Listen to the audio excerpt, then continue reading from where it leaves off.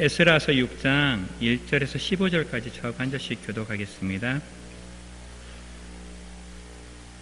이에 다리오 왕이 조서를 내려 문서창고 곧 바벨론의 보물을 쌓아둔 보물 정각에서 조사하게 하여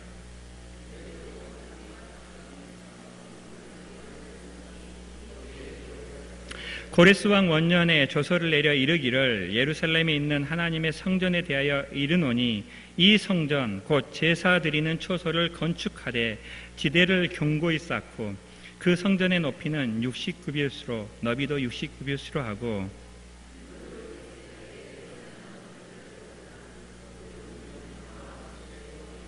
또 느부갓네살이 예루살렘 성전에서 탈취하여 바벨론으로 옮겼던 하나님의 성전 그 문 그릇들을 돌려보내어 예루살렘 성전에 가져다가 하나님의 성전 안 각기 제자리에 둘지니라 하였더라.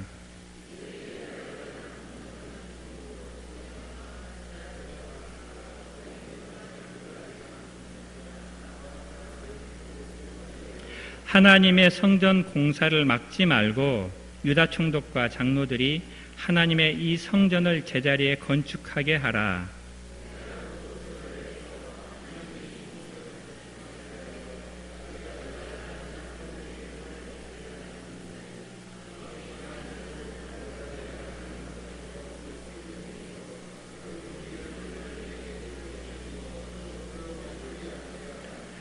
또 그들이 필요로 하는 것 곧 하늘의 하나님께 드릴 번제의 숫송아지와 숫양과 어린 양과 또 밀과 소금과 포도주와 기름을 예루살렘 제사장의 요구대로 어김없이 날마다 주어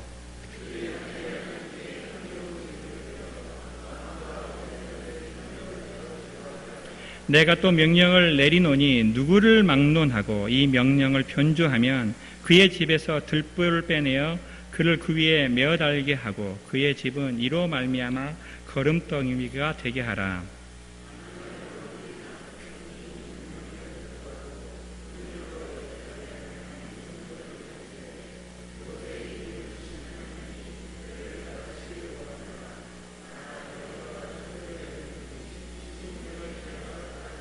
다리오 왕의 조서가 내림에 유브라데 강 건너편 총독 다뜨네와 스달보스네와 그들의 동관들이 신속히 준행하니라.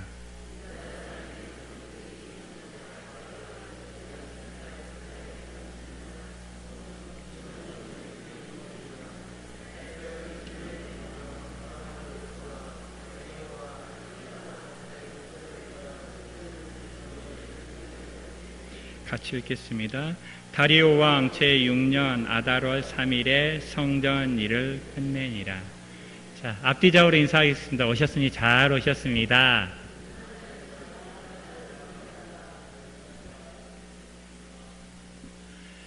예, 가운데 계신 분들은 더우실 거예요. 양쪽은 선풍기가 있는데. 그래도 가운데 앉아주셔서 감사합니다. 안 그랬으면 완전히 가운데가 비었을 것 같은데요. 그 주일날 사사기 말씀을 통해 반복되는 실수를 거부하라고 말씀하시면서 인생의 오답노트를 만들라고 말씀을 하셨어요.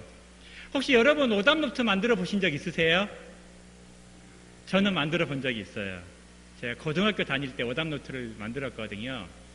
그래서 처음에 오답노트를 만들 때는요, 틀리는 문제가 너무 많아서 오답노트 만드는 게 너무 힘들었어요. 그런데 오답노트를 계속 만들다 보니까 이게 문제가 반복이 되어지는데 그 반복되는 문제들을 안 틀리게 되면서 오답노트가 점점점 줄어들게 됐어요. 그래서 점점 성적이 오르고 대학교에 들어갔죠. 그런데 제가 대학교에 들어가서는 오답노트를 안 썼어요. 왜냐하면 대학교에 들어가니까 시험이 반복이 안 돼요. 항상 새로운 시험이거든요. 그러니까 오답노트를 써도 쓸모가 없어요. 우리가 인생의 오답노트가 필요한 것은요, 인생이 반복되기 때문입니다. 이스라엘 백성의 역사는 끊임없이 반복을 하면서도 그 역사를 통해서 배우지 않았기 때문에 실수가 반복될 수밖에 없었어요. 그래서 우리의 인생도 반복되어지기 때문에 인생의 오답노트를 작성할 때 그 오답노트를 보며 과거에 실수했던 그 실수들을 다시 반복하지 않는 저희들이 되었으면 좋겠습니다. 그런데 문제가 있어요. 너무 바빠서 오답노트 쓸 시간이 없어요. 아마 인생의 오답노트 하면 한 두 가지 정도가 생각이 나는데요. 일기를 쓰는 것과 큐티노트를 작성하는 것 같아요. 하루의 일이나 내 삶을 돌아보면서 하나님의 말씀으로 나의 삶을 비춰보고 내가 주님 앞에 무엇을 잘못했는지 다시금 돌아볼 때 내가 내 자신에 대해서 더 알아갈 수 있는 것 같습니다. 저도 이렇게 살아가는데 사역에 너무 바빠서 제 자신을 돌아보는 것을 소홀히 하고 살아왔던 것 같아요. 그러다 보니 나도 모르는 사이에 내가 모르는 많은 잘못들을 하면서 또 그 잘못들을 반복하고 있는 제 자신을 발견하게 되었습니다. 그래서 주일날 하나님께서 목사님을 통해 주셨던 그 말씀처럼 인생의 오답노트를 작성하며 매일매일의 삶을 하나님의 말씀으로 돌아보며 하나님 앞에 더 가까이 나아가는 저와 여러분 되었으면 좋겠습니다. 오늘 말씀을 통해 이스라엘이 했던 실수가 무엇인지 함께 배우면서 같은 실수를 반복하지 않고 하나님의 뜻을 알아가는 시간이 되었으면 좋겠는데요. 먼저 1절과 2절 말씀 같이 읽도록 하겠습니다. 같이 읽겠습니다. 시작.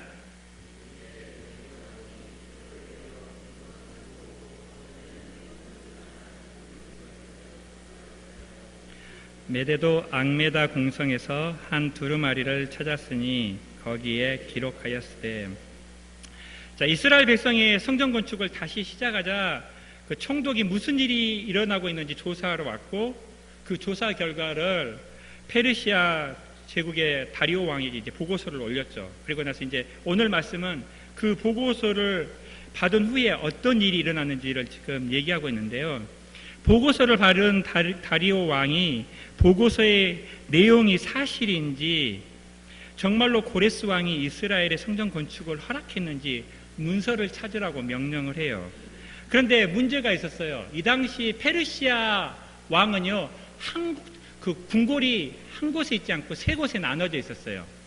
그래서 겨울에는 바벨론에 거주하면서 정치를 했고, 봄에는 페르시아에 있는 수상궁에서 정치를 했고요. 또 여름에는 메대의 앙메다라는 곳에서 정치를 했어요. 그래서 문서를 보관하는 곳이 세 곳에 있었어요. 그래서 1절에 보면 바벨론에 보물을 쌓아둔 보물 정각 창고를 조사하라고 했던 걸 보니까 아마 이 당시에는 왕이 바벨론에 있었던 것 같아요. 그런데 문서가 어디에서 발견되냐 보니까 2절에 보니까 메대도 앙메다 궁전에서 발견됐다라는 것을 통해서 그 당시 그 고레스 왕이 아마 이 앙메다 궁에 있지 않았을까라고 이렇게 추측해 볼 수 있는 거죠. 그 문서 창고에서 고레스 왕이 내렸던 조서를 발견했는데 그 조서의 내용이 3절에서 5절까지입니다. 자, 같이 한번 읽어볼게요. 3절에서 5절까지입니다. 시작. 고레스 왕 원년에 조서를 내려 이르기를 예루살렘에 있는 하나님의 성전에 대하여 이르노니 이 성전 곧 제사 드리는 초소를 건축하되 지대를 견고히 쌓고 그 성전의 높이는 60규빗으로 너비도 60규빗으로 하고 큰 돌 3켜에 새 나무 1켠을 놓으라. 그 경비는 다 왕실에서 내리라. 또 느부갓네살이 예루살렘 성전에서 탈취하여 바벨론으로 옮겼던 하나님의 성전 금은 그릇들을 돌려보내어 성전에 가려다가 하나님의 성전 안 각기 제자리에 둘지니라 하였더라. 이 말씀을 보면 고레스 왕이 내렸던 조서에는 4가지 정도 명령이 있었어요. 첫 번째는 하나님께 제사 드리는 성전을 건축하라는 내용이 나오고요. 그 성전의 규모를 어떻게 해야 될지를 나오는데 나중에 이스라엘 백성들이 지었던 성전보다는 훨씬 더 컸던 것 같아요. 왜냐하면 여기서 보면 성전 높이가 60규빗으로 하라고 했는데 솔로몬 성전의 높이가 30규빗밖에 안 됐거든요. 솔로몬 성전보다 더 크고 웅장하게 지으라고 명령을 내렸던 것 같아요. 근데 실제로는 그렇게 지을 수가 없었어요. 세 번째는 성전 건축에 필요한 모든 경비를 왕실에서 부담한다라는 내용이었고요. 마지막으로는 느부갓네살이 탈취해갔던 성전의 기물들을 다 돌려보내라는 내용이었습니다. 페르시아 제국의 왕이었던 고레스 왕이 이 조서를 통해서 이스라엘의 성전을 건축할 것을 약속했지만 이 약속은 지켜지지 않았어요. 이걸 통해서 우리가 알 수 있는 것은요, 인간의 약속은 한계가 있다는 것입니다. 지켜지지 않을 수도 있고 잊혀질 수도 있습니다. 하지만 하나님의 약속은 한계가 없고 하나님은 반드시 약속을 지키시고 이루십니다. 할렐루야. 그러기에 우리는 사람을 의지하는 것이 아니라 하나님을 의지하며 살아야 됩니다. 눈에 보이는 사람이 힘이 있고 나를 도와줄 수 있다라고 생각하지만 역사를 주관하시고 우리의 삶을 주관하시는 분은 하나님이십니다. 그러기에 그 하나님의 약속을 믿고 의지하며 살아가는 저와 여러분 되시기를 축복합니다. 이 조서를 찾은 고레스 왕이 조서를 찾은 다리오 왕이 그래서 이제 그 조서의 내용을 근거로 해서 다시 조서를 내려요. 그게 6절에서 12절 말씀인데요. 이 말씀은 기니까 저하고 한 절씩 교독하겠습니다. 6절부터 교독할게요. 이제 유브라데 강 건너편 총독 다뜨네와 스달보스네와 너희 동관 유브라데 강 건너편 아바삭 사람들은 그곳을 멀리하여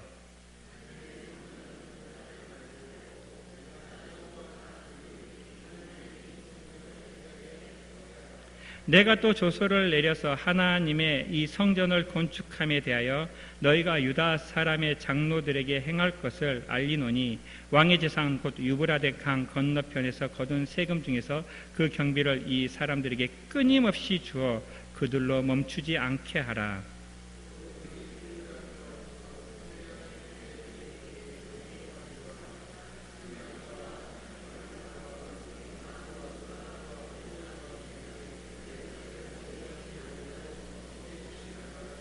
그들이 하늘의 하나님께 향기로운 제물을 드려 왕과 왕자들의 생명을 위하여 기도하게 하라.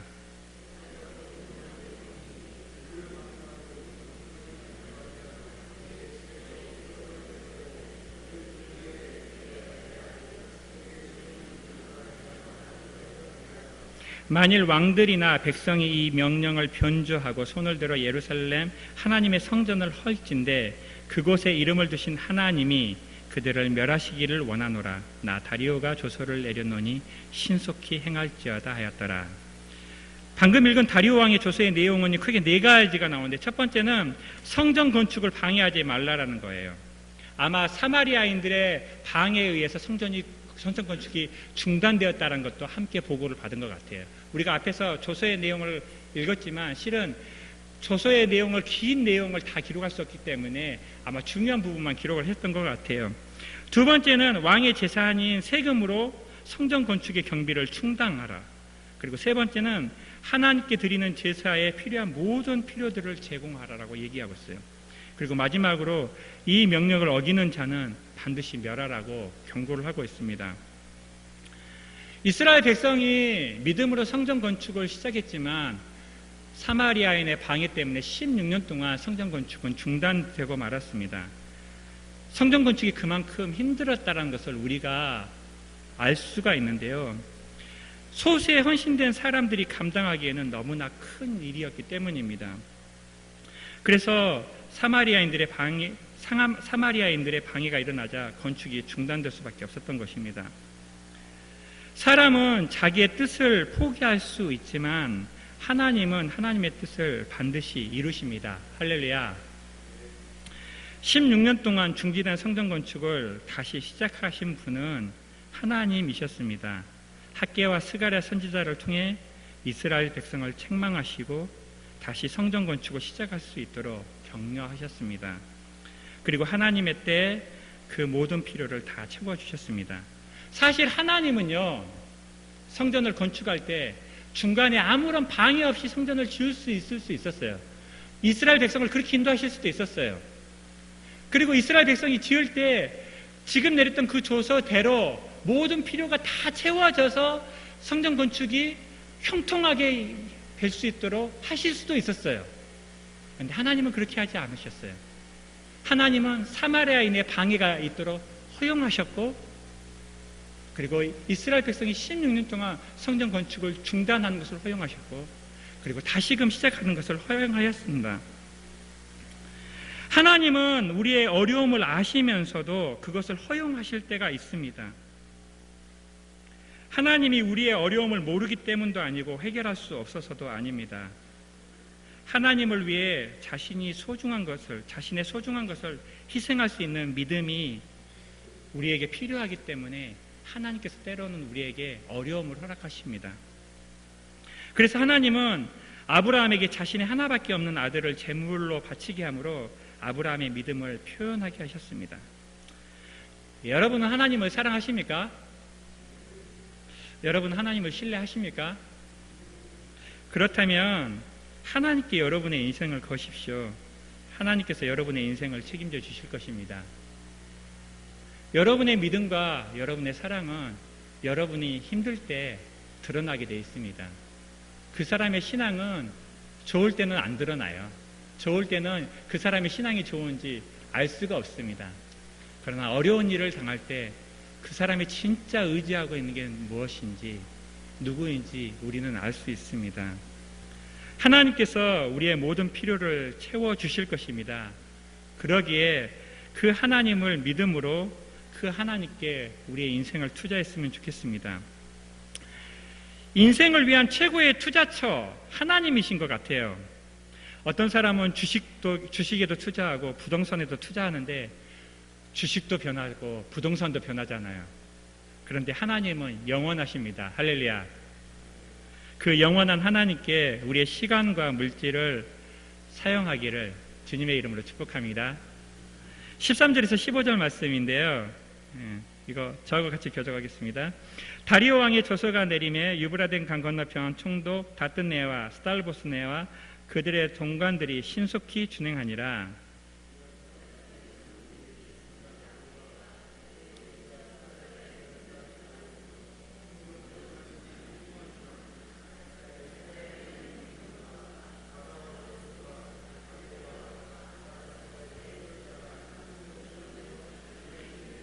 다리오 왕 제6년 아달월 3일에 성전 일을 끝내니라. 요 마지막에 나온 다리오 왕 제6년 아달월 3일이요. 성전 건축을 시작한 지 20년째 되는 해였습니다. 16년 동안 성전 건축이 중단되었으니까 성전 건축을 다시 시작하고 4년 만에 성전 건축을 완공했다라고 우리가 볼 수가 있는 거죠. 하나님이 드디어 20년 만에 성전을 완성하셨는데요.